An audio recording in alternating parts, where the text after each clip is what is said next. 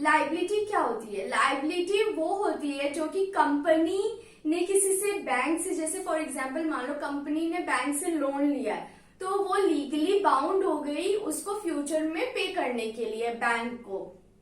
ठीक है, तो ऐसी लाइबिलिटी में क्या होता है, और इसको आसान भाषा में समझो तो liability is like a responsibility.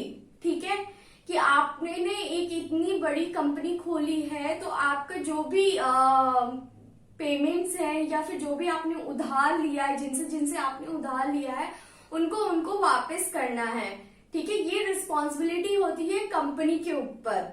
Okay, और अगर कंपनी रिपे नहीं करेगी वो अमाउंट जिससे उन्होंने लिया है तो उनको बहुत सारी कॉन्सिक्वेंसेस झेलने पड़ जाएंगे।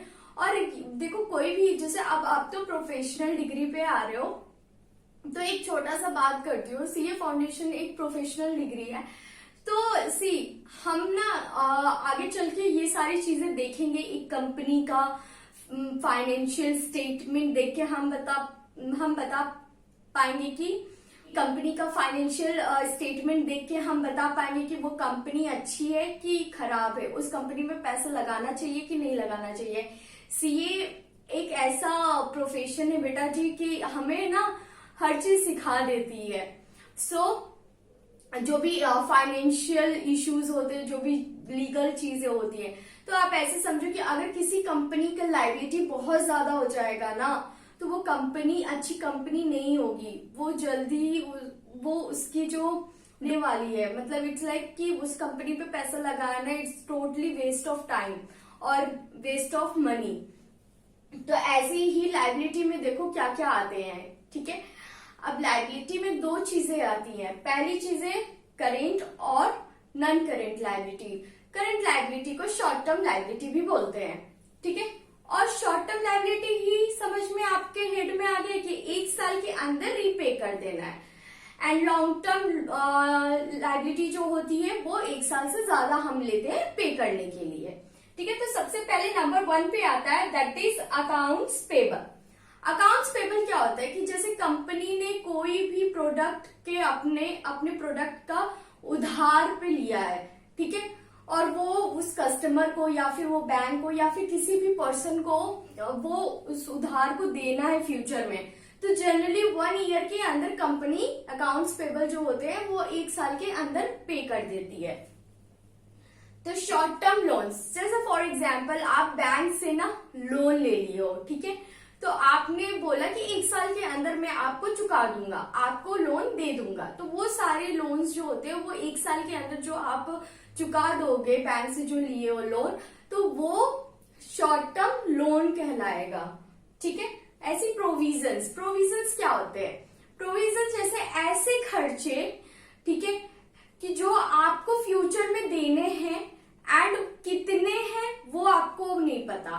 ठीक है, उसका अमाउंट हमें नहीं पता होते, तो इसलिए हम कंपनी जो होती है वो प्रोविजंस बनाती है कि इतने उसके एक्सपेंस या फ्यूचर में खर्चे हो। जैसे फॉर एग्जाम्पल आप इनकम टैक्स ले लो, ठीक है, जिनके बिजनेस होंगे उनके इनकम के हिसाब से डिसाइड होता है कि उस पर्सन पे टैक्स कितना लगना चाहिए या फिर उसके टर्नओवर के हिसाब से।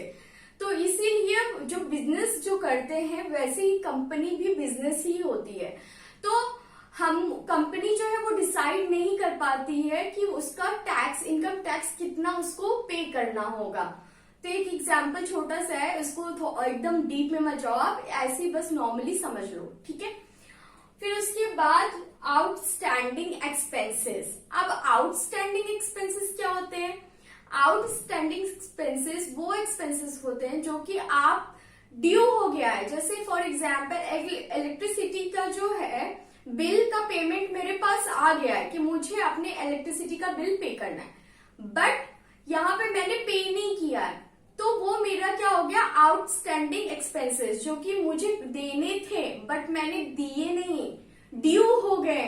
वो अब डेट आ गई है इलेक्ट्रिसिटी की पे करने की, लेकिन मैंने पे नहीं किया। जैसे टेलीफोन एक्सपेंसेस, आपके घर में कभी कभी होता है ना कि लेट हो जाता है टेलीफोन के बिल्स पे करने में, तो वो होते हैं आपके आउटस्टैंडिंग एक्सपेंसेस जो कि आप वो हो चुके हैं, अकर हो चुके हैं, लेकिन अभी आपने उसको दिया नहीं है, पेमेंट नहीं की है। तो ऐसे ही अब आते हैं लाइबिलिटी के ऊपर, सॉरी अब आते हैं हम लोग नॉन करेंट लाइबिलिटी के ऊपर। नॉन करेंट लाइबिलिटी क्या होती है? जो 1 साल से ज्यादा लग जाता है पेमेंट करने के लिए। For example long term loans. अब लॉन्ग टर्म लोन्स क्या होते हैं? लॉन्ग टर्म लोन्स वो लोन्स होते हैं कि जो एक कंपनी जो है वो लोन लेती है बैंक से। जनरली जो बड़े बड़े अमाउंट के लोन लेती है कंपनी, तो वो क्या करती है, वो बहुत ज्यादा टाइम ले लेती है उसको पे करने के लिए, तो उसको बोलते हैं लॉन्ग टर्म लोन्स। ठीक है, उसके बाद आते हैं बॉन्ड्स। बॉन्ड्स क्या होते हैं कि कंपनी ने उधार लिया है पब्लिक से और वो लीगली कंपनी बाउंड होती है कि वो उस उधार को पब्लिक को फ्यूचर में देगी, तो उसको बोलते हैं बॉन्ड्स। और एक तरीके से समझ लीजिए उसको बोलते हैं long term loans. And pension liability. Pension liability क्या होती है? पेंशन लाइबिलिटी वो होती है जो कि एक कंपनी अपने रिटायर्ड पर्सन्स को वो देगी पैसे। ठीक है, वो फ्यूचर में देगी, जो भी उनके रिटायर एम्प्लॉयज होते हैं कंपनी में जो काम किए रहते हैं। तो हर एक कंपनी में, या फिर आप कभी सुने होंगे कि आपके फादर जो हैं वो 60 इयर्स के बाद रिटायर हो जाएंगे, फिर वो कंपनी में काम नहीं कर सकेंगे, ये रूल है। देन वो 60 के बाद सीनियर सिटीजन में काउंट होते हैं। और हमारे यहाँ प्रोविजंस लॉज है कि आप 60 के किसी भी सर्विस मतलब कंपनी में या फिर कहीं पे भी आप काम नहीं कर सकते हो। ठीक है, बेसिकली सरकारी में होते हैं ऐसा कि 60 साल के बाद आप काम नहीं कर सकते, 60 ईयर इज मैक्सिमम नंबर। तो ऐसी ही लाइबिलिटी होते हैं। सी लाइबिलिटी के बारे में हम लोग पढ़िए। देखो अकाउंट्स कितना इजी है और इंटरेस्टिंग है ना, कि हमें कितना मजा आ रहा है कि पढ़ने में। अकाउंट्स में एसेट्स क्या होते हैं, लाइबिलिटी क्या होती है, इनकम क्या होते हैं, एक्सपेंसेस क्या होते हैं। एक चीज नोटिस करना, ये सारी चीजें ना आप जरूर करते होगे अपने डे टू डे लाइफ में, तो आप इससे भी सीख सकते हो कि आप क्या कर रहे हो, अकाउंट्स ही कर रहे हो। ज्यादा कोई रॉकेट साइंस नहीं है, इट्स वेरी सिंपल। अगर आप अच्छे से समझ गए, और मजा भी आता है अकाउंट्स करने में। पर्सनली मेरा तो फेवरेट सब्जेक्ट है अकाउंट्स, एंड इसमें ज्यादा स्कोर भी कर सकते हो आप। चलो अब आते हैं 5वें हेड के बारे में, दैट इज कैपिटल। अब कैपिटल क्या होता है? देखो आपके पापा का जैसे फॉर एग्जाम्पल, या फिर आप ले लो, ठीक है, अब आप तो प्रोफेशनल डिग्री कर रहे हो, तो बट ऑब्वियस सी बात है ना कि आपको अब आया अंदर से, एकदम अंदर से क्या बोलते हैं, कॉन्फिडेंस आया कि अब मुझे जो है ना वो अब एक बड़ा सा बिजनेस खोलना है, मुझे भी धीरू भाई अंबानी की तरह होना है, रतन टाटा की तरह होना है। तो आपने भी सोचा ना कि मैं भी एक बिजनेस खोलता हूं। तो बिजनेस खोलने के लिए सबसे पहले जो रूल होता है, पैसा लगाना।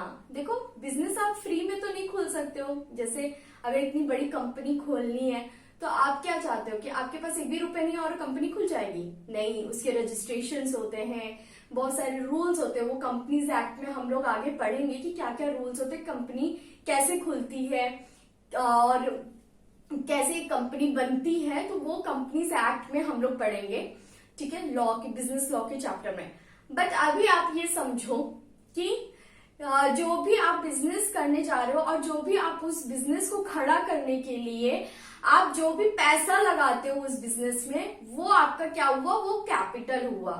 ठीक है, और कैपिटल ऑलवेज, कैपिटल का नेचर कैसा होता है, क्रेडिट साइड, और कैपिटल ऑलवेज आपके लायबिलिटी साइड आएगा। ठीक है, तो ये सारे हेड्स हो गए होंगे, होप आपको समझ में आ गया होगा। और अगर आपको अच्छा लगा ये वीडियो और आपको बेसिक्स अगर समझ में आया, मेरा टीचिंग स्टाइल आपको समझ में आया, अगर आपको कुछ भी अगर डाउट है या फिर कोई भी क्वेरी है, तो आप टेलीग्राम पे मुझे मैसेज कर सकते हो उस ग्रुप को ज्वाइन करके, या फिर आप मुझे कमेंट सेक्शन में करके मुझे आप क्वेश्चंस जो भी होंगे, आपके डाउट्स होंगे, आप मुझे पूछ सकते हो। एंड प्लीज आप इसको लिख लो और अच्छे से इसे पढ़ लो।